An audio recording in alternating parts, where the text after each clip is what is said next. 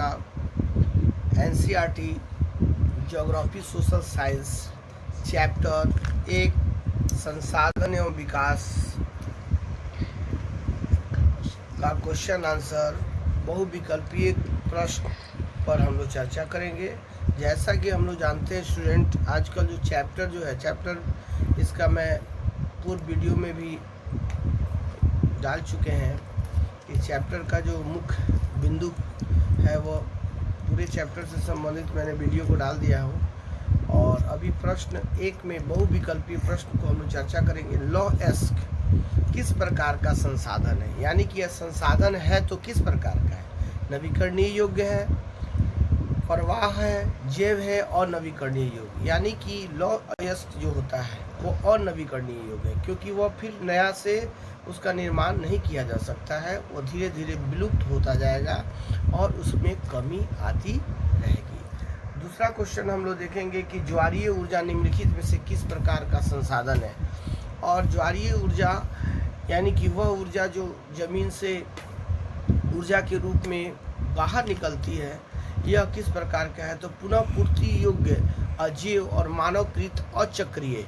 यानी कि यह ऊर्जा जो होती है आवश्यकता पड़ने पर जब पृथ्वी में गर्मी जब उत्पन्न होती है, गर्म होती है, तो वह क्या होता है कि पुनः पूर्ति योग्य है, वह पूरा फिर से वह उसका निर्माण हो जाता है। इसलिए यह इसका आंसर क होगा, जो पुनः पूर्ति योग्य होगा।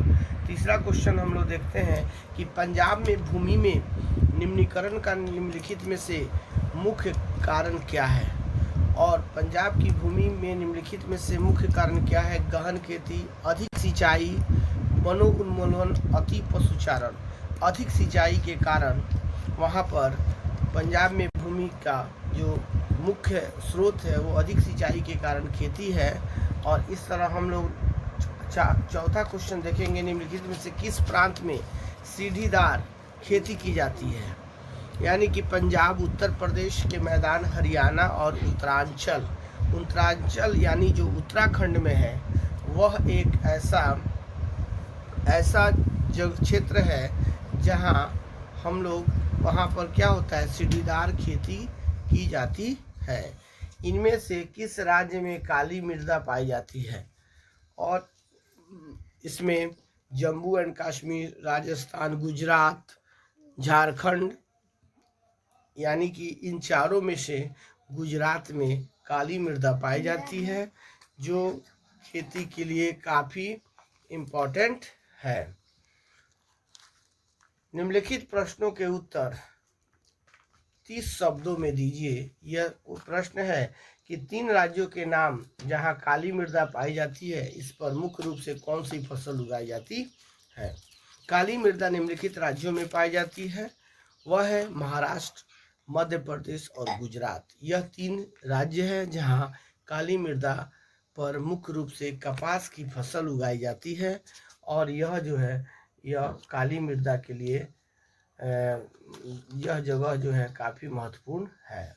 पूर्वी तट के नदी डेल्टा पर किस प्रकार की मृदा पाई जाती है। इस प्रकार की मृदा की 3 मुख्य विशेषताएं क्या है। पूर्वी तट के नदी के डेल्टाओं पर जलोढ़ मृदा पाई जाती है। जलोढ़ मृदा की 3 मुख्य विशेषताएं निम्नलिखित है। ये सबसे अधिक उपजाऊ मृदा होती है, यानी यह मिट्टी काफ़ी उपजाऊ होती है। अधिक उपजाऊ होने के कारण जलोढ़ मृदा वाले क्षेत्रों में गहन कृषि की जाती है और इसलिए यहाँ जनसंख्या घनत्व भी अधिक है।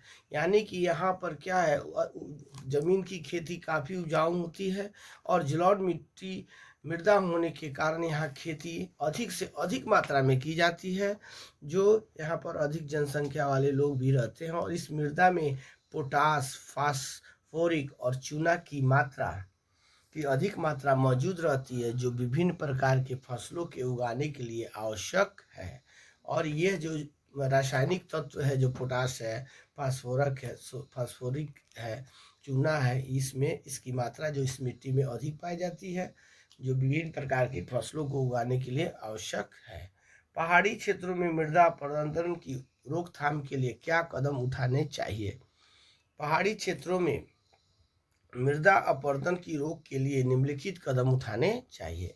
सोपान कृषि, सीढ़ीनुमा खेत यानी मृदा अपरदन को नियंत्रित करती है। अगर सीढ़ीनुमा खेत हम लोग करते हैं तो मिट्टी का कटाव, मृदा अपरदन क्या है? एक मिट्टी का कटाव है, और मृदा अपरदन को नियंत्रित रखने के लिए सबसे जो प्रथम कदम है वह सीढ़ीनुमा खेती है। फसलों के बीच में घास की पट्टियों को उगाया जाता है। बीच में जो फसल के जो गैप होता है उसके बीच में जो जगह होती है वह घास की पट्टियों को उगा दिया जाता है कि आवश्यकता पड़ने पर वो जो आवश्यकता पड़ने पर फसल वहाँ अपवर्दित न हो, और ये पवनों द्वारा जनित बल को कमजोर करती है। पेड़ों को कतारों में लगाकर रक्षक मेखला, शेल्टर बेल्ट यानी कि पेड़ों की कतार में लगाकर रक्षक मेखला यानी शेल्टर बेल्ट बनाकर भी पवनों की गति को कम किया जाता है। यानी कि पेड़ों की कतारों को जब हम लाइन से जब खेतों के आसपास जब लगा देते हैं तो पेड़ के जड़ तनों के द्वारा जो मिट्टी का कटाव नहीं होता, हवा को भी रोका जाता है, और इस तरह हम लोग यह कदम उठा सकते हैं। चौथा प्रश्न है, जैव और अजैव संसाधन क्या होते हैं? कुछ उदाहरण दीजिए। जैव संसाधन इन संसाधनों की प्राप्ति जीवमंडल से होती है और इनमें जीवन व्याप्त रहता है। यानी कि जो सजीव होते हैं, जिनमें जान है, प्राण है, और ऐसी संसाधन जो हमारे जिसमें जीवन व्याप्त रहता है उसे जैव संसाधन कहते हैं। मनुष्य भी जैव संसाधन है।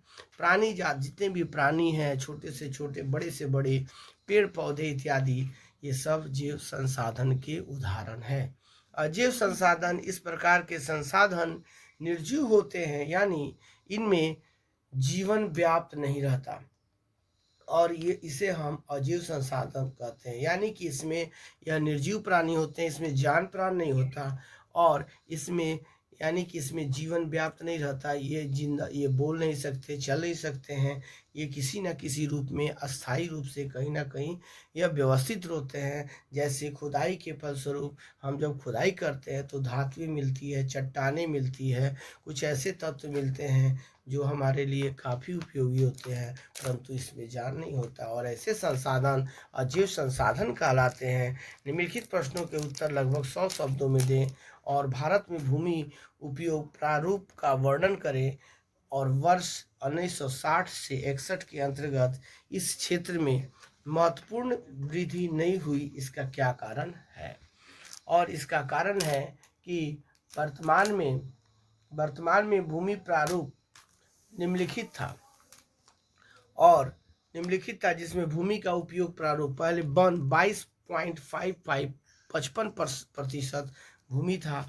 बंजर और कृषि अयोग्य भूमि 6.30 था, 30, और कृषि योग्य बंजर भूमि 1.10। वर्तमान परती जहाँ पर दूबा घास पूरा पड़ा हुआ था, खाली जगह था, वह 7.30 था, और प्रतिशत परती भूमि के अतिरिक्त अन्य पुरातन परती, जो पुरातन का मतलब जहाँ हमारे पूर्व में जो प्राचीन समय से कुछ ऐसे स्तंभ पड़े हुए हैं जहाँ पर उस भूमि को आदमी उसके उपयोग नहीं कर पाता है, 3.42% था। अस्थायी चारागाहों एवं अन्य गोचर भूमि का प्रतिशत 7.93। गैर कृषि परियोजना के अंतर्गत क्षेत्र जैसे इमारतें, सड़कें इत्यादि 1.08% थे।